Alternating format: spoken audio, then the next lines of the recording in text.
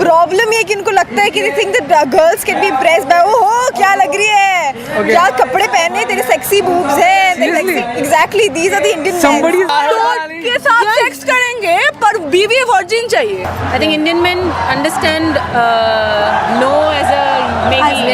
No as a definitely a yes. Confusion है. They have no difference or no differentiation between no, yes and maybe. तो यही problem है Indian man के साथ कि वो सोचते हैं कि अगर हम लोग रेपिस्ट को भैया बोलेंगे तो रेप नहीं करेंगे, अगर हम लोग छोटे कपड़े नहीं पहनेंगे तो रेप नहीं करेंगे, बुरखे में रेप नहीं होती, नूडल्स खाएंगे तो रेप कर देंगे, सेलफोन यूज करेंगे तो रेप कर देंगे. वही है कि बेटी को रात को बाहर जाने से रोकना बंद करो, अपने बेटे को सिखाओ कि वो किसी को मोलेस्ट ना करे और किसी को. नमस्कार, मैक्टो के बारे में बात करने आया हूँ. MGTOW, men going their own way. Man must go their own way. आदमी को उस रास्ते पे चलना चाहिए जो उसने बनाया है, खुद के लिए बनाया है, खुद से बनाया है. और जिस रास्ते को ये जो फेमिनिस्ट हैं, ये जो नारीवादी लोग हैं, उसे करप्ट नहीं किया हो.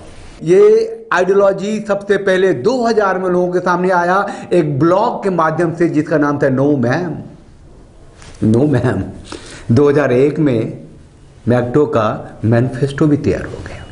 शुरुआती दौर के इसके ज़्यादातर सदस्य अमेरिका और यूरोप के थे, जो मिडिल क्लास के थे और जिन्होंने दर्द को ज़्यादा ही भोगा था, समझा था. आज की तारीख में मेन गोइंग देयर ओन वे जो ऑनलाइन एक ग्रुप है जिसके कि 10,18,400 सदस्य हैं पूरी दुनिया में. मैक्टो जो है वो पुरुषों को उस सिस्टम का हिस्सा बनने से रोकता है जो सिस्टम उसे कल्प्रिट बनाती है, उसे अपराधी बनाती है, उसे नेचुरल ऑफेंडर बनाती है,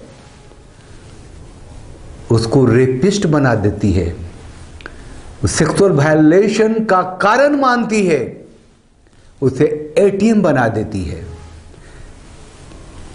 मैन गोइंग देयर ओन वे जो एक मूवमेंट है वो ऐसे पुरुषों को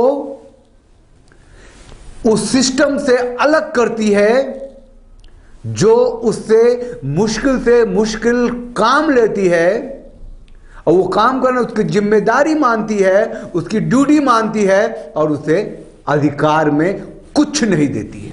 कुछ लोग कहते हैं कि ये जो फेमिनिस्ट माइंडसेट के हैं कि औरतों के लिए ये एक ऑनलाइन हरासमेंट कम्युनिटी है. ये मैक्टो men going their own way के ऊपर जब हम बात कर रहे हैं आपके साथ, तो उसमें जब भी हम स्त्री बोलें, औरत बोलें, लड़की बोलें, फीमेल बोलें, इसका सीधा सा मतलब है हम उस स्त्री के बारे में बात कर रहे हैं जो या तो पत्नी है या पत्नी हो सकती है या फिर पार्टनर है या फिर लिव इन में है या एक ऐसी औरत है, ऐसी स्त्री है, ऐसी लड़की है जिसके साथ आपका शारीरिक संबंध बन सकता है. क्योंकि भारत की बात करें तो स्त्री का मतलब ऐसा ही है, क्योंकि जो कानून बने हैं ना वो पत्नी के लिए बने हैं, प्रेमिका के लिए बने हैं, लिव इन में जो पार्टनर रहती है उसके लिए बने हैं. और ये जो पत्नियां, ये पार्टनर, ये लिव इन वाली लड़कियां या औरतें जो केस करती है, मुकदमा करती है, तो फंसने वाली जो होती हैं वो माँ भी होती हैं, ननदें भी होती हैं, भाभियाँ भी होती हैं, चाचियाँ भी होती हैं, काकियाँ भी होती हैं, दादी तक भी होती है, बुआ फुआ सब होती हैं.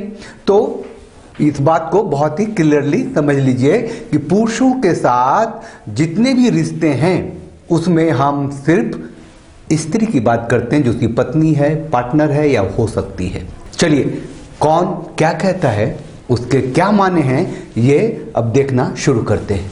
It's basically like women saying like we have no interest in you and them going oh yeah well we don't have any interest in you first. बिल्कुल सही कहता है लड़का. लड़कियां कहती है ना तुमने ही पहले इंटरेस्ट दिखाया था, तुमने ही पहले प्रपोज किया था, अब भुगतो. Now, from what I understand, men join MGTOW because they have a huge fear of being put in a situation where the legal system is contributing to their pain, whether it's a fake rape or sexual assault allegation or being put in a situation where divorce is making you feel miserable emotionally, financially, or otherwise. If you choose someone for their values, meaning someone who's honest, someone who is humble, someone who believes in, respecting people, respecting their opinions. What she said, it is something imagination to get in.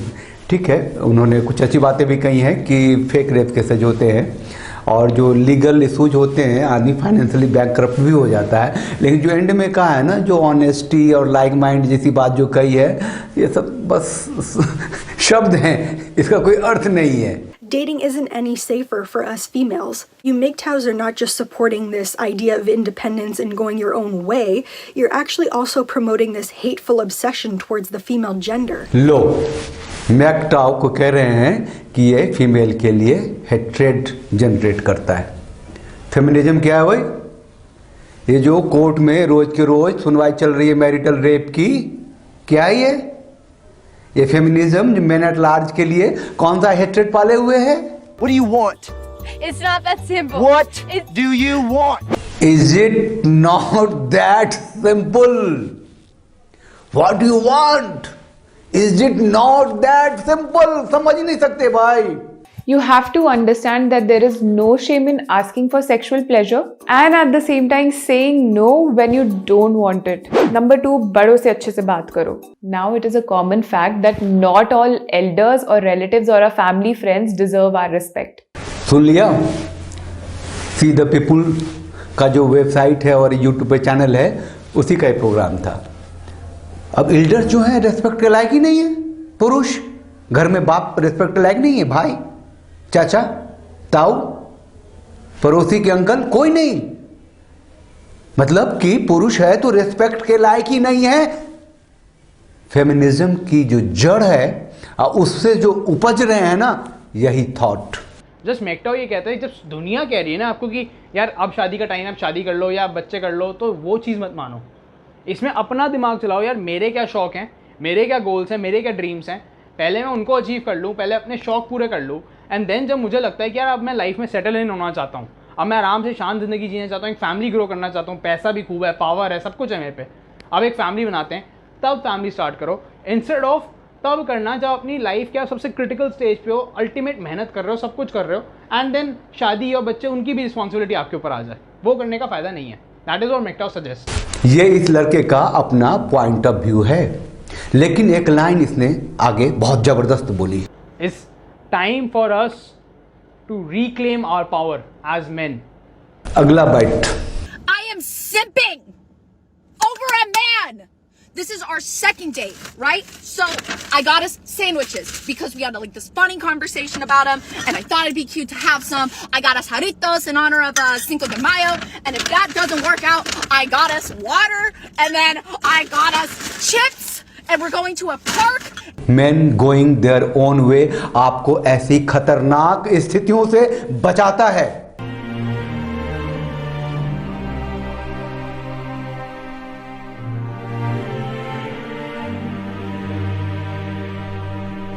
MGTOW आपको ऐसी जिंदगी से बचाता है. Yes, sir. I've been thinking we should have like an open relationship. An open relationship? Yeah, you don't think so? Like exactly what you're thinking of. So I can go see any girl I want to? Yes, and I can see any guy I want. For real? Yeah. Shake on it. Deal! I'm out of here! What?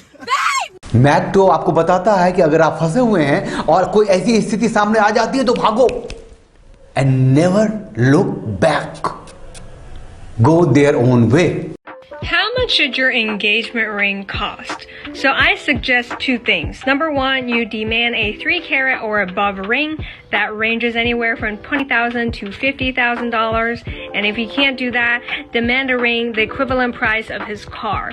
That way, if he ghosts you, you can resell that item and get back some of that lost time and start over with a new man. ये statement सुना आपने? अरे भैया, कर रही है कि अगर कोई महंगा एंगेजमेंट रिंग है तो उसे बेचो, उसे अपनी देखरेख करो, दूसरे मर्द को ढूंढो. If you are unmarried and you have a child, the mother immediately has sole custody when that child is born. I can tell you, I signed the birth certificate. I signed a notarized document saying that I was the father. It's called paternity acknowledgement. He has my last name, and I have zero rights until I file for child support. मैक्डो बताता है कि relationship में सारी जिम्मेदारी तुम्हारी, सारी duty तुम्हारे, और तुम्हारे पास कोई अधिकार नहीं. Alright, so all of you that have been following me, you know that I've been fighting this custody case for my daughter, and she's been alienated from me, and the mother of my child has met a new man. क्या उम्र होगी इस लड़के की? 24 साल, 25 साल, 26 साल, रिश्ते में गया, एक बेटी हुई. कितना दर्द झेल रहा है ये. मैक्डो men going their own way इस तरह के दर्द से आपको बचाता है. With men going our own way, bro. So yes, I'm about the men going their own way movement. I support it. I say yes to it. I'm about it. I'm facilitating it. That's what Grounding Man is all about this weekend. There will be a bunch of men going our own way. मैक्डो men going their own way स्त्रियों के खिलाफ नहीं है. ये कभी भूल से ही नहीं सोचना. वो मर्दों को बताता है कि तुम जितने प्रखर हो, जितने मजबूत हो, जितने शानदार हो, जो कुछ तुमने दुनिया को दिया है वो खुद के लिए भी हासिल करो और ऐसा ही दिखो. सिस्टम को फॉलो करके बलात्कारी बनने की जरूरत नहीं है, बैंकरप्ट बनने की जरूरत नहीं है, नागरिक करने की जरूरत नहीं है. किसी के आकर्षण में फंस के कंप्रोमाइज करने की जरूरत नहीं है. तुम सार्थक हो, तुम सुदृढ़ हो, तुम रोशनी हो. रोशन करो, खुद को मजबूती दो. और हाँ, मैक्डो कहता है अपना दिल दिमाग पे काबू रखो और शरीर को स्वस्थ रखो. अगर तुमने अपनी जिंदगी 60 साल में भी शुरू की तो युवा दिखो. तुम व्यायाम करो, तुम योगा करो, तुम पैसे कमाओ, तुम एंजॉय करो, तुम दुनिया देखो और अपने को उस सिस्टम से तब तक अलग रखो जब तक तुम्हारी शर्तों पे सिस्टम तुम तक नहीं आती है. मैक्डो के बारे में, main going their own way के बारे में कुछ लिख भी रहा हूं और जो कुछ भी रिसर्च करने के दरमियान सामने आएगा आप तक पहुंचाता भी रहूंगा. आप चैनल को लाइक कीजिए, शेयर कीजिए, सब्सक्राइब कीजिए, अपने कमेंट्स जरूर लिखिए और अभी इजाजत दीजिए. नमस्कार. Thanks for watching. Drop a like, leave a comment, and don't forget to subscribe to watch more videos like this.